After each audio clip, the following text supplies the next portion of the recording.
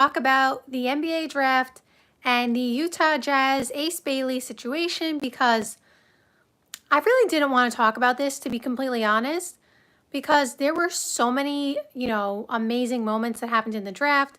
But I keep seeing videos come up on my feed repeatedly about a stigma around this NBA draft that I don't agree with. And so I'm going to give a very, detailed analysis on why I don't agree with this narrative that a lot of people are saying and, what I think about other parts of the situation.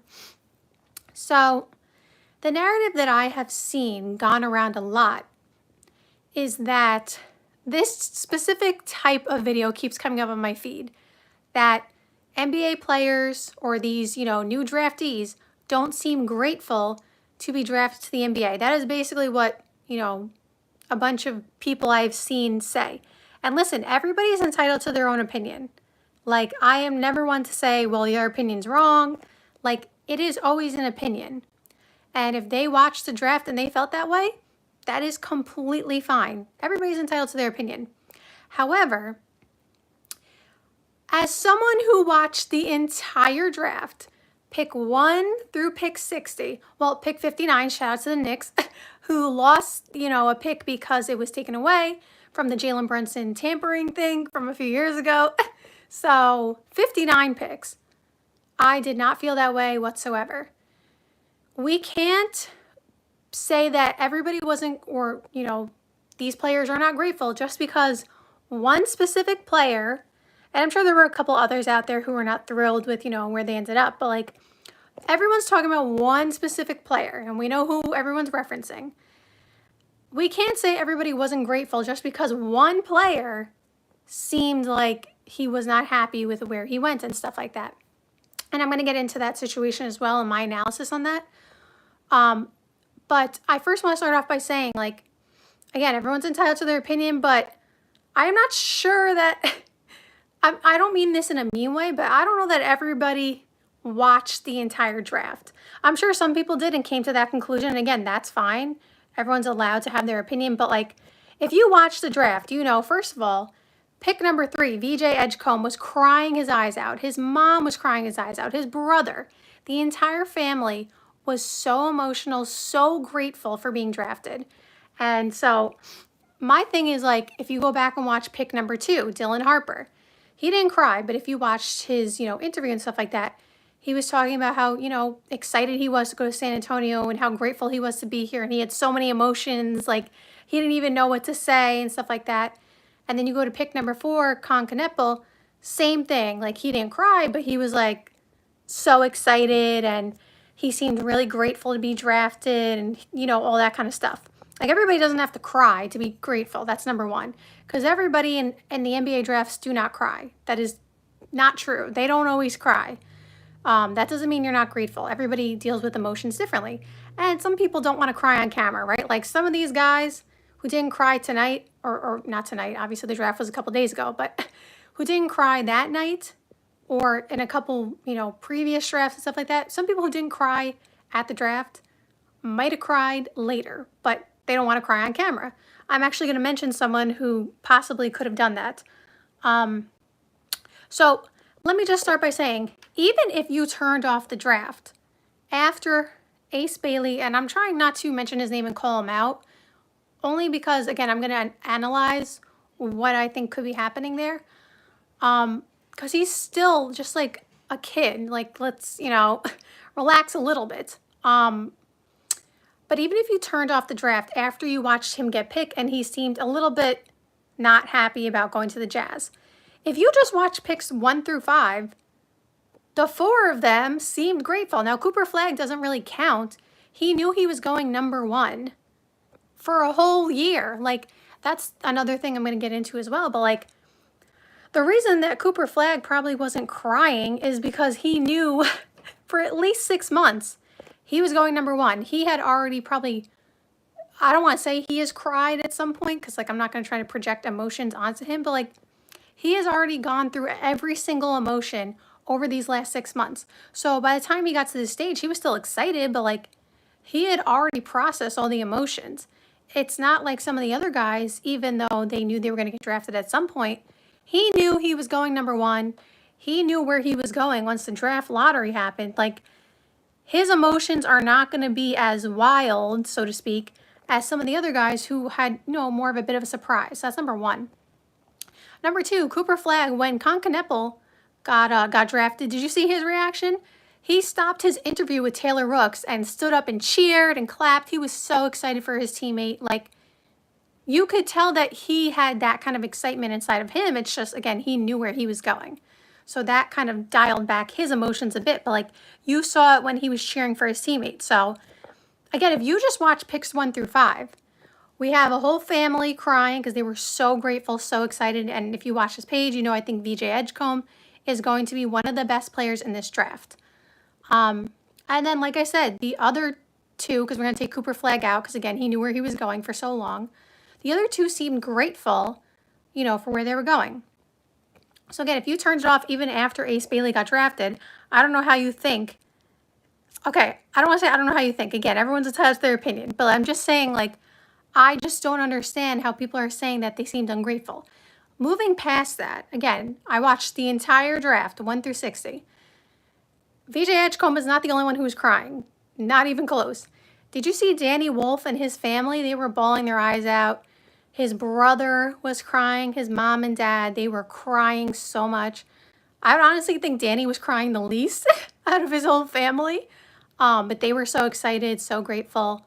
Thomas Sorber, I don't know if I pronounced his last name right, so sorry. He was so emotional when he got drafted. Did you see the video? If you didn't see it live on the draft, his mom being like, my baby, my baby, my baby. And she was like crying and so excited too.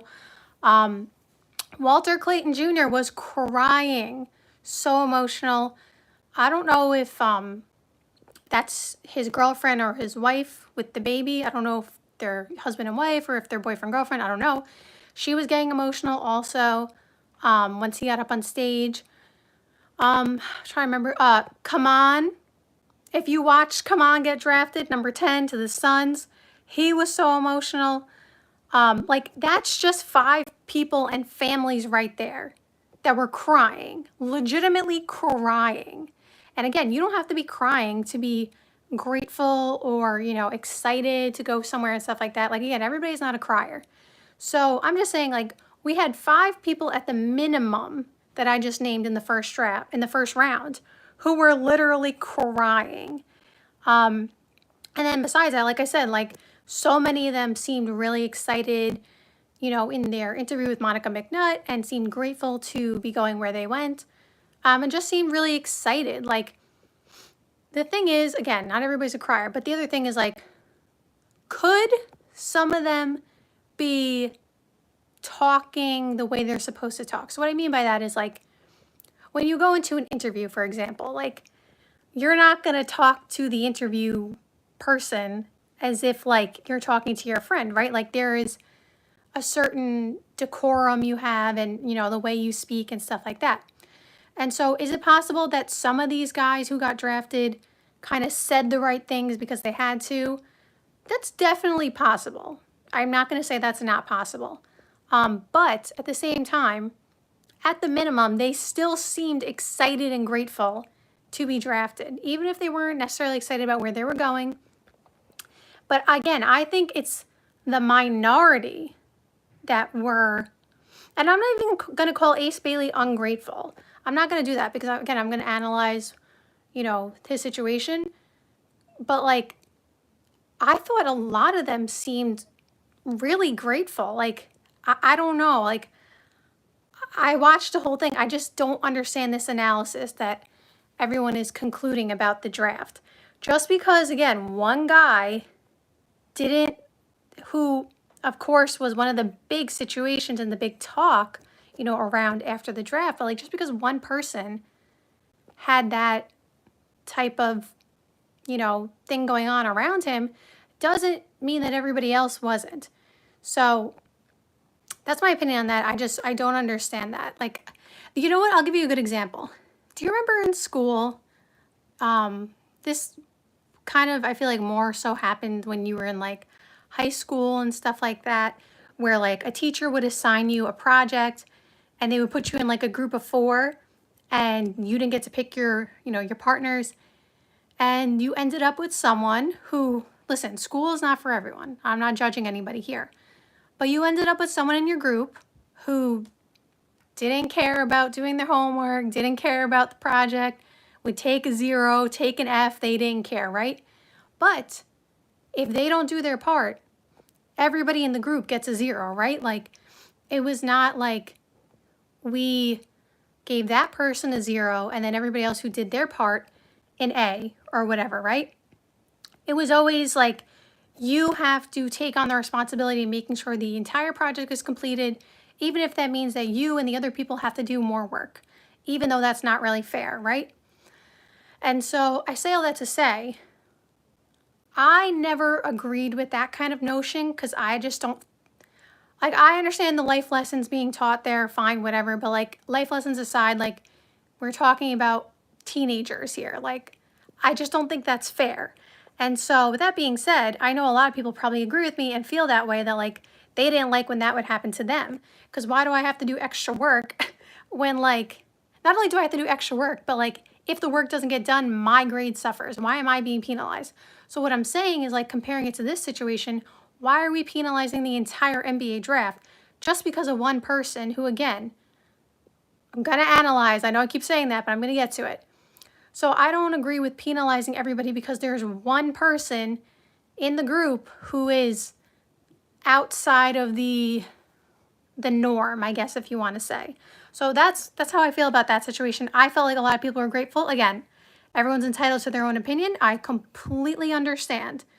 I'm just saying, as someone who watched the entire draft, I did not feel that way.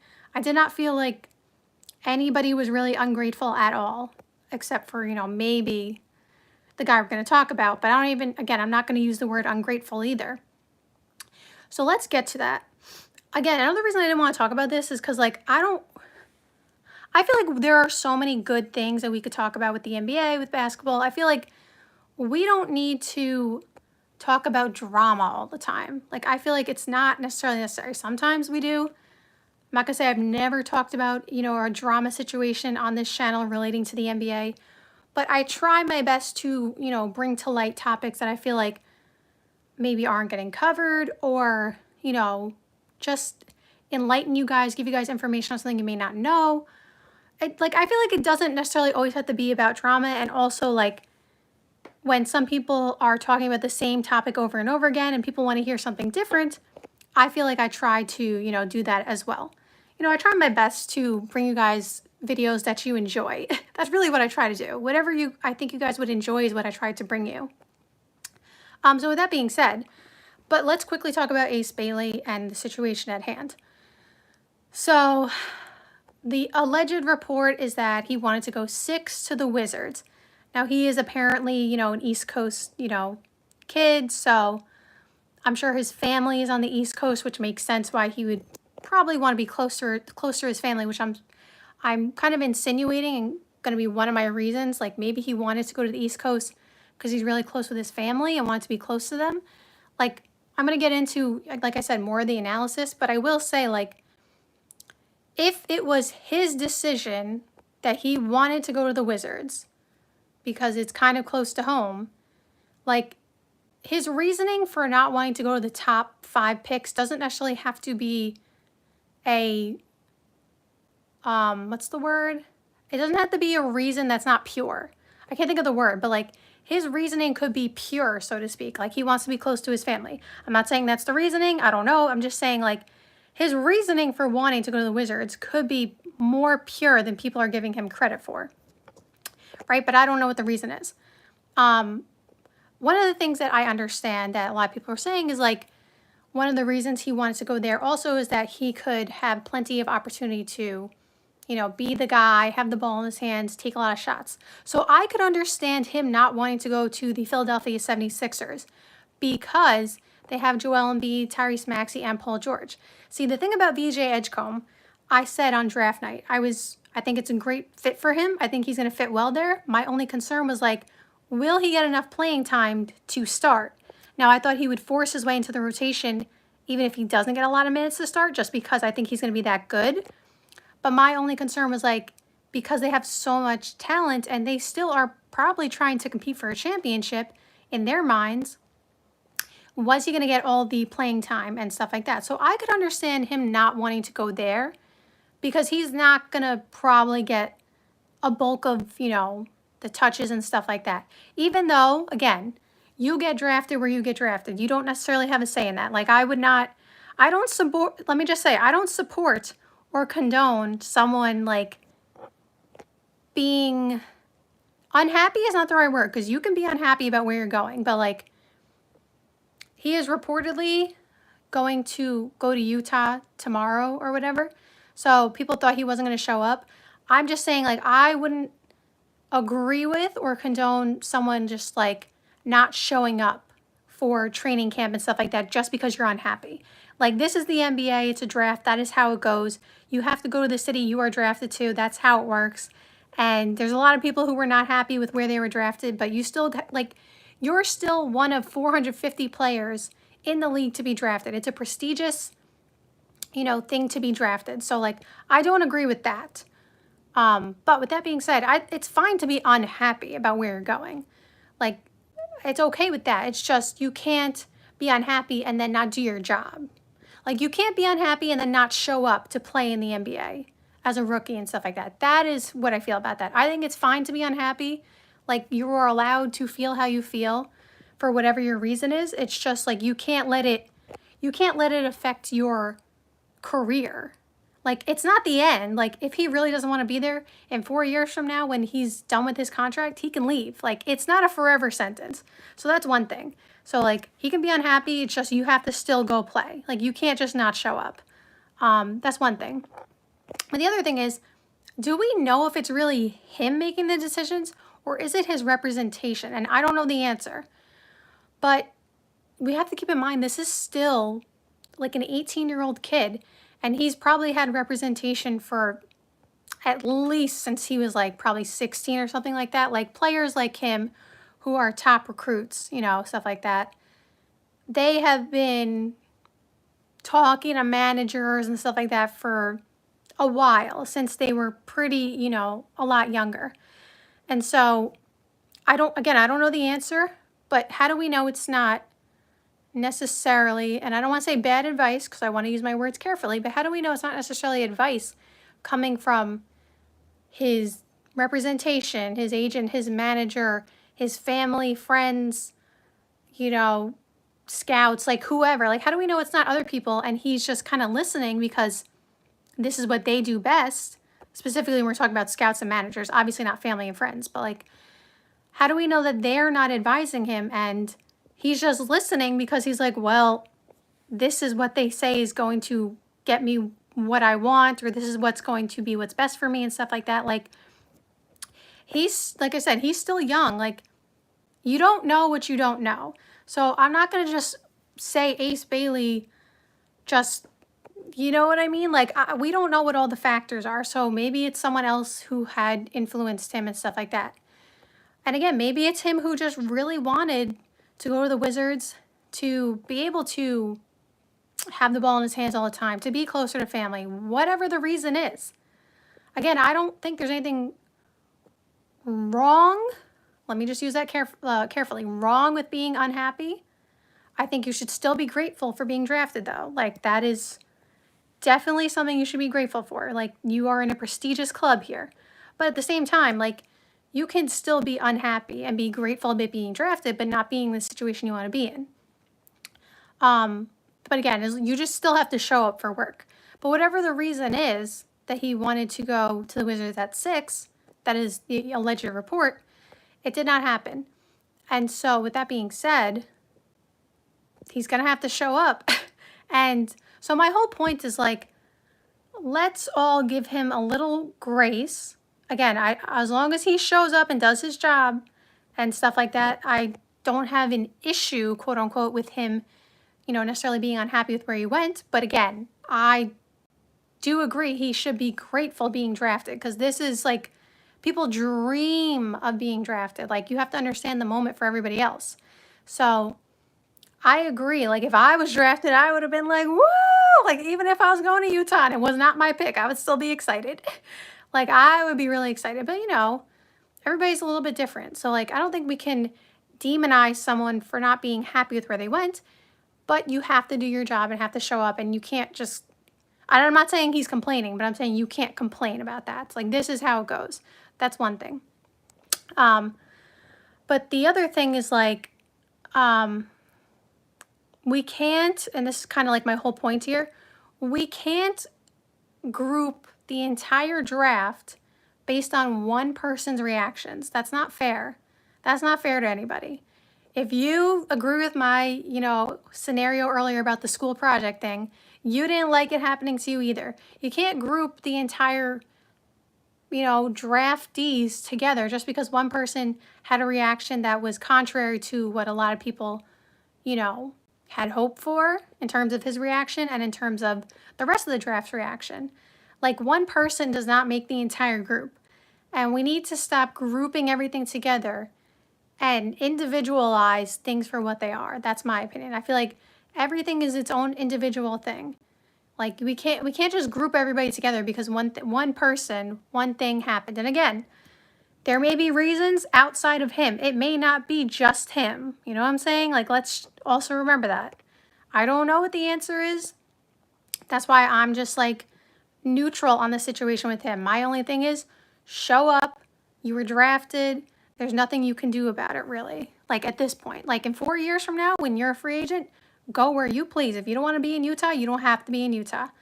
But for right now, you have to be in Utah.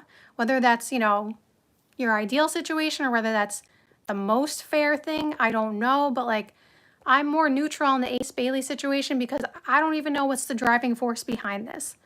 But that's my opinion on that. I hope you guys enjoyed this live stream and see you soon.